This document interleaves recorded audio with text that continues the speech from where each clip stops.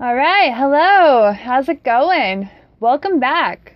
We're going to continue our book to A Sound of Crying, a ghost story. I just love the art on the front of that. Okay, we left off on chapter 7 yesterday, Sarah's punishment, and we found out that her uncle read the letter that she had sent to, or the reply from Miss Swirls. Sarah had sent her old school teacher a letter, and he punished her by making her throw all her writing materials into the fire. We also found out that while she was sad, Miss Piper came in and told her that she had known her mother. So even though she was really, really upset with her uncle, she was also happy to know and comforted that Miss Piper had told her about her mom. Even though Mr. Stappenstone had said don't, because he just, did not like his sister. So our next chapter is Grey One, chapter 8. Let's get down to it. Here we go. When Polly woke next day, she felt as if the dream still clung around her. It was an effort to come back to being herself. She ate her breakfast in silence, preoccupied with thoughts of Sarah. The only thing that penetrated her shell was a letter from home. She sat up and insisted on her right as eldest to read it first. Their mother had had a good rest and was much better. They were to come home in a week's time. There was a letter to Aunt Sylvia, too. Polly had forgotten her panic over her mother's health by now. The most important thing about the letter was that it made the date of their departure definite. Home in a week. She balanced the thought in her mind and wondered whether she was more pleased or sorry. It would be lovely to see her parents again, but this was Sarah country. Somehow she didn't think the dreams would carry on at home, so she would never know what happened to Sarah. Or perhaps there was nothing to know. If Uncle Clement was right, Sarah had never been a real person. But even if she hadn't, she was real now. Real enough for the others to want to hear the rest of the story, and real enough for Polly to want to know herself. She could put up with the dreams to find out, although they were nasty while they were actually happening. She wandered round the house and saw the dream world spread about her. The kitchen was Miss Piper's territory. Her uncle and aunt's big front bedroom was Uncle Simon's. Her own, of course, was Sarah's. Aunt Sylvia came upon her standing in the middle of Uncle Clement's den, trying with half-closed eyes to recapture the dread atmosphere of Mr. Stappenstone's study. "What are you doing, dear? I'd rather you children didn't play in here, if you don't mind." "I was just," murmured Polly, blushing slightly. "I won't come in again." They went out for a walk, and she related the next installment of the story.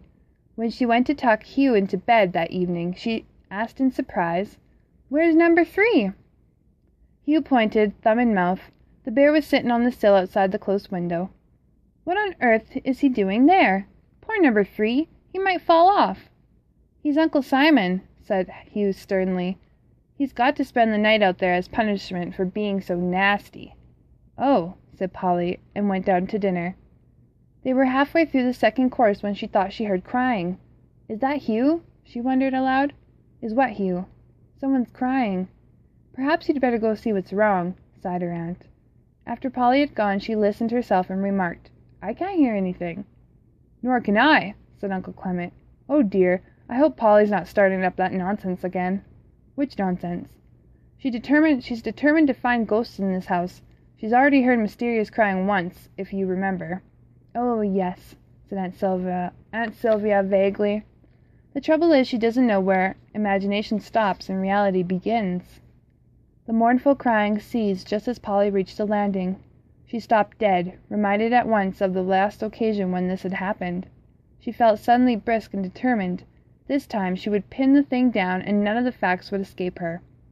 She peeped into the boys' room and found Hugh curled up with his bear. "Poor number 3, he was crooning. There, you needn't beat Uncle Simon any more." It was no good mentioning crying to him. He would probably say it had been number 3 complaining about his exile. Michael's bed was empty, and she found him sitting on the end of Jennifer's in the next room. "Did either of you hear anything just now?" "Only you coming upstairs," said Jennifer. "Why?" asked Michael, suddenly alert and anxious. Aunt Sylvia thought the cat knocked something over. Don't talk too long, you two. Good night." Just to be sure, she tried the other 2 bedrooms on the floor and then went up to her own. They were all empty. She had expected them to be. She finished up with a token glance from her window, though she was quite certain the crying had been inside the house. She lingered a moment, leaning on the sill. The lawn was completely in shadow. She could see the place where she had been standing when she had heard it the other time. She remembered how she had looked up at Frederick's closed window. He really did like to stifle. Her own, just above, had been open. The sound cloud could really have come through that more easily. The sound could really have come through that more easily. My goodness. Her wandering thoughts gathered and hit her. The crying could have been in this room. She held onto the sill. How quiet it was up here, and how very, very cold. A board creaked behind her. Her heart jumped, and her hands were suddenly slippery. For a moment she was quite unable to turn around. Then she forced herself. The room was empty, but her nerve had gone. She galloped down the uncarpeted stairs, along the landing, down the winding flight in the hall, and entered the dining room, panting. "Must you be so headlong, dear?" asked Aunt Sylvia, sounding pained. My goodness. Polly burst into speech, forgetting how calm she had meant to be. "It happened again. It stopped when I got up there, and it wasn't any of the children. And I looked in all the other rooms. There's nobody else up there at all." "What do you mean, nobody else up here?" Her aunt looked quite annoyed. "Of course there isn't. It was unnecessary to conduct a search." "They hadn't heard anything," Polly rushed on. "It must be that you can only hear it downstairs." "That who can?" asked Uncle Clement calmly. "Well, people," said Polly, staring. "You're the only one who heard it, you know." "Me?" "No," said Polly. She looked slowly at them all and pleaded to her aunt. "You heard it, didn't you? You said to go and see what it was." "No, dear, I must confess I didn't hear a thing." "Well, I don't like it," exclaimed Polly tremulously. "I wish it would stop happening." "Now, Polly, control yourself," said Uncle Clement, kind but firm. "Nothing at all has happened, except that you've let your imagination run away with you as usual." The dislike she felt for him had a stiffening effect on Polly. She pushed down her fright and became sulky and defiant instead. "No, I haven't." "And did you say you'd been telling this to the younger ones?" he asked in sharper tones. "No, I just asked if they'd heard anything. I didn't say why. I don't want you frightening them." "Don't worry," she said rather pertly. "I won't." "Polly, are you going to eat that? We're all waiting for you, you know." Her aunt's voice chilled her, and she took up her spoon in silence. While Polly had been upstairs, Frederick had thought it would be a very good thing if his father took a firm line with her nonsense. But while it was actually happening, it made him uneasy. He didn't like to see her later, sitting alone in the dining room doing nothing. He went in. "Would you like to play chess?" "I don't know how," said Polly. Then, "Fluff, didn't you hear anything? Not even faintly?" "No, I'm afraid I didn't." He rubbed his nose in embarrassment. "I suppose you think I made it up too," she said dejectedly. "You can't blame Dad if he does think that," evaded Frederick. "I don't tell lies," flashed Polly. "Well, Polly, what about Captain, for instance?" That was absolutely different," she protested. "I never thought Captain was real." "Maybe you didn't, but the younger ones did." "Yes," said Polly, remembering. "I never quite realized how much they believed in him until Michael asked me point blank." "What did you say?" "I had to say I'd made it up, of course. He was disappointed. But anyway," she went on impatiently, "that was just a game. Can't you see how this is different?" "I can see how it looks the same to Dad." "But I hadn't said anything about it to the little ones." "No, this time it's us you want to convince." "All right then, don't believe me." She tried to sound cold, but the childish tremble was in her voice again. "Oh, let's not talk about it. Come and learn chess. I think you might be good at it." She went, because there was nothing else to do. Frederick was a good teacher, and she picked the rules up quickly. She began to enjoy herself, and forgot about the crying until it was time to go to bed. She had been careful to say nothing about the panic that had sent her rushing downstairs. After all, it had had no concrete cause. She didn't suppose, when she thought about it afterwards, that crying was more likely to have come from her bedroom than any other part of the house. She had simply had a delayed reaction to hearing it again, and being on her own right up here made it worse. So she told herself, but she undressed very quickly, with frequent glances of... Gonna start that last part over. She had simply had a delayed reaction to hearing it again, and being on her own right up here had made it worse. So she told herself, but she undressed very quickly, with frequent glances over her shoulder. Once in bed, she felt safe. Now she could relax and think about Sarah, particularly about the last dream, that she had hoped would put her in the right mood for dreaming some more. She must make the most of her remaining nights here. She wondered fleetingly if going to bed would be terribly dull when she got home. She went to sleep quickly and slipped successfully into the kitchen of the other world. Sarah was gently closing the oven door on a tray of pale buns. "Not the right color yet," she reported. "Pity," said Miss Piper. "We could have had one with our tea. Sit down and drink yours now, before it gets cold." Sarah obeyed, trying not to let her eyes slide towards the kitchen door. Uncle Simon didn't know about their mid-morning break, and although Miss Piper comfortably assured her that if he ever found out and tried to stop it, she'd fix him, Sarah could never relax completely.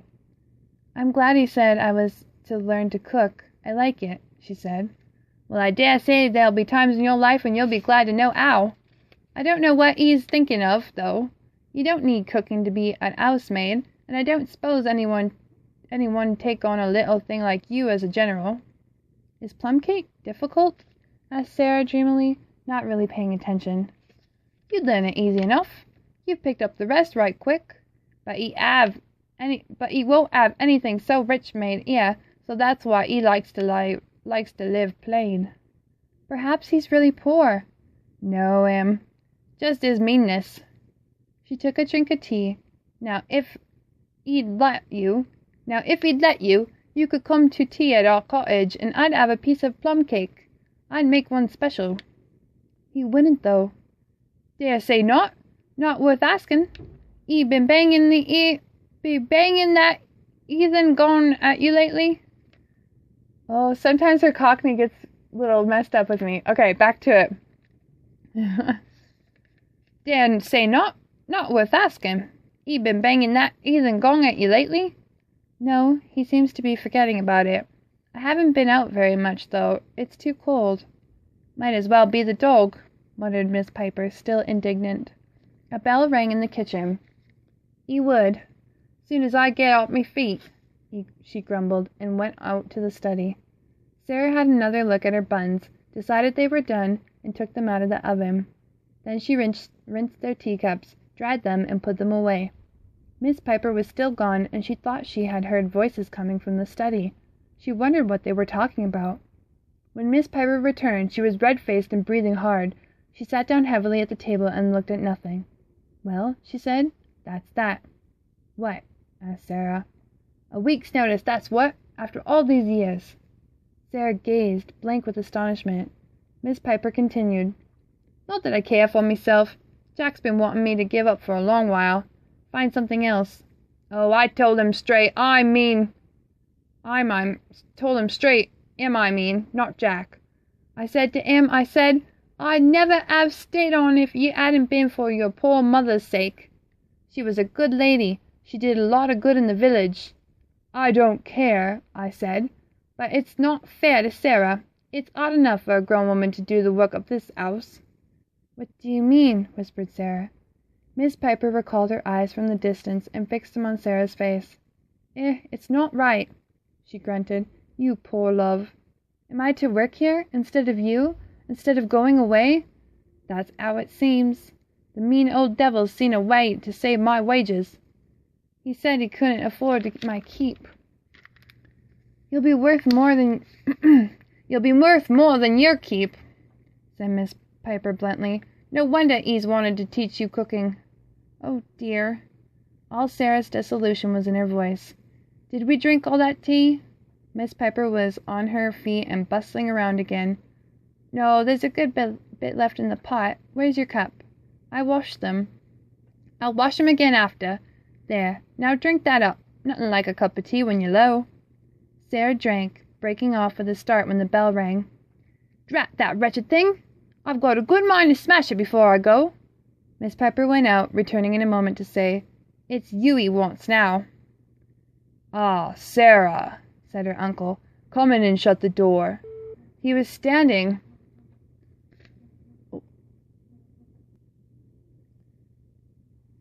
on the hearthrug.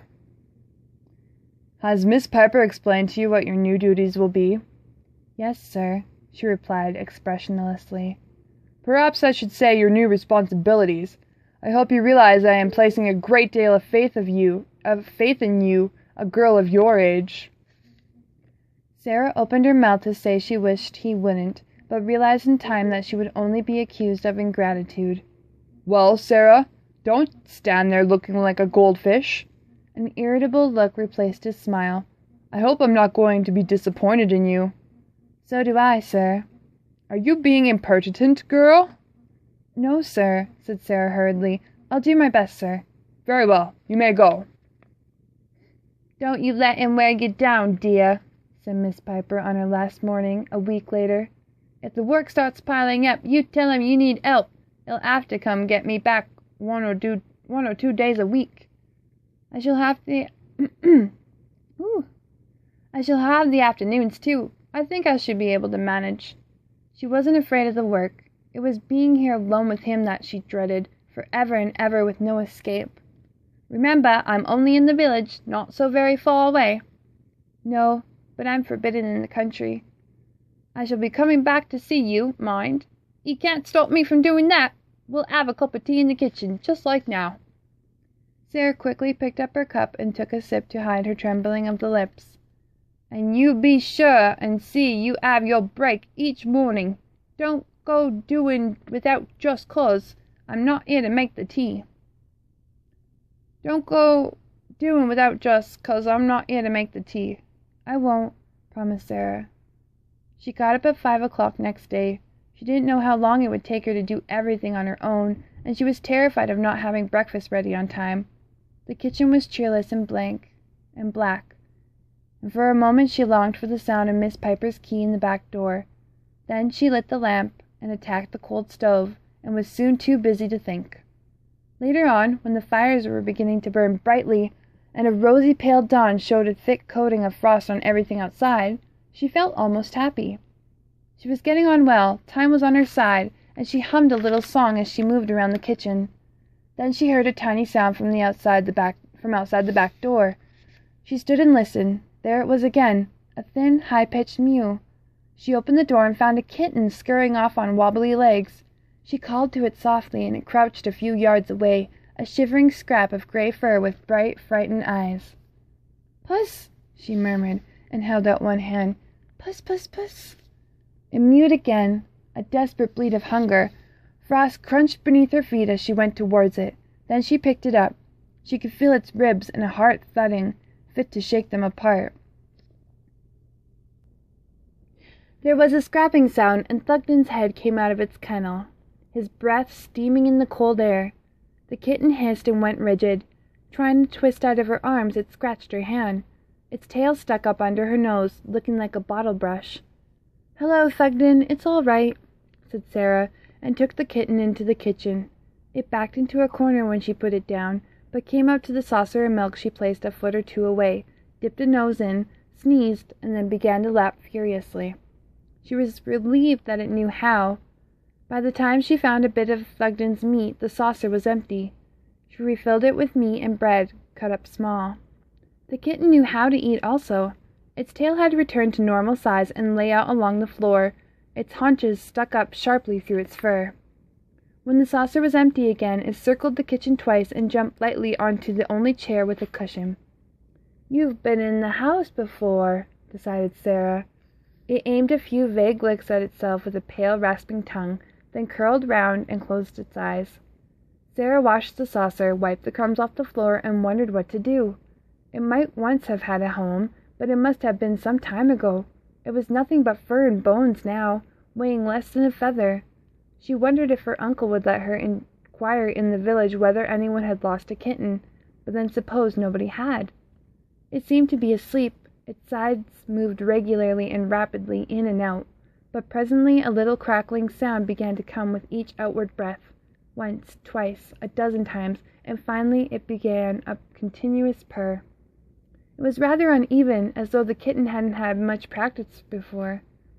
Sarah saw what she must do. She went to the foot of the stairs and listened. All was quiet above. Back to the kitchen. It was a shame to disturb the kitten's rest, but it couldn't be helped. Cradling it against her chest, she crept up the stairs, along the landing, past her uncle's room, praying that it wouldn't have made any sound, on up the attic stairs into her room. It wasn't as warm as the kitchen, and the kitten prowled restlessly for a little while, but it was very tired and settled down eventually on her bed. "Goodbye for now, little gray one," she whispered. As she closed the heavy door and tipped down the stairs, she realized the enormity of her action. She was committed now, committed to keeping a secret pet. But when she saw the clock, she stopped thinking about the kitten. She had spent far too long on it, and then she realized, and time was no longer on her side. She would have to work as fast as possible now. Frantic efforts got breakfast to the table in time, but left Sarah hot and untidy and still in her apron. She realized this too late, just as she was carrying the plate in. Her uncle sat, looking her coolly up and down for a moment, then asked, "Have you by any chance glanced in a mirror lately, Sarah?" "I've been so busy, sir," she apologized awkwardly. "So you spared yourself the sight?" He smiled thinly. "Well, you can spare me also. If you're going to look like a servant, I really think it would be better if you ate in the kitchen." "Yes, sir." Scarlet with humiliation, Sarah took up her plate. "I'll ring when I'm finished." She sat down at the kitchen table and wondered if this was to be a permanent arrangement. On the whole, she hoped it was. The less time she spent in his company, the happier she would be. And there was nobody to witness her degradation. She didn't even feel very degraded, once away from his stinging tongue. In herself, she felt more like a servant than a niece. Halfway through the morning, she risked a visit to her bedroom. The kitten was strolling up and down the window-sill, but when she came in, it took a flying leap and landed, light as thistledown, in front of her. "Hello, gray one," she murmured. It wound up and out of her feet, brushing her with a hopeful vertical tail, and mewed. She was glad her room was away up here and had a thick door. "I'm sorry," she said. "I hadn't any food.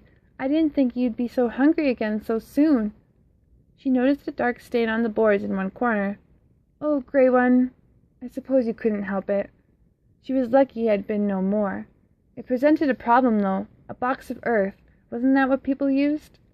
There was an empty wooden box in the kitchen, and she decided she had better fill it at once. It proved unexpectedly difficult. The frosty ground was as hard as iron, and a shovel, the only implement she could find, had no impression on it whatsoever. Then she thought of ashes. That was easy. A few shovelfuls were quite sufficient. From the kitchen she took a length or two of bacon grind and set off upstairs, trembling a little as she bore her outlandish burden past the study door. The kitten gobbled the rind, but showed no interest in the box, which she placed firmly in the corner where the stain had been. She hoped it would understand her wishes next time it had an errand in that direction. When she bent down to stroke it, she was rewarded by a brief burst of purring and more sinuous rubbings around her ankles. She was loath to leave it, but she didn't dare stay any longer. "Don't make too much noise now," she admonished. "Goodbye."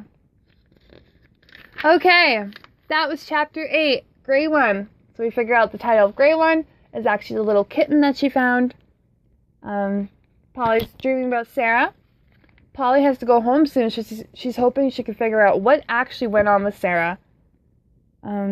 Miss Piper got dismissed because her uncle's cheap and decided, okay, I have a niece who can just be my housemaid, and since she's staying at my house anyways, I don't have to pay her.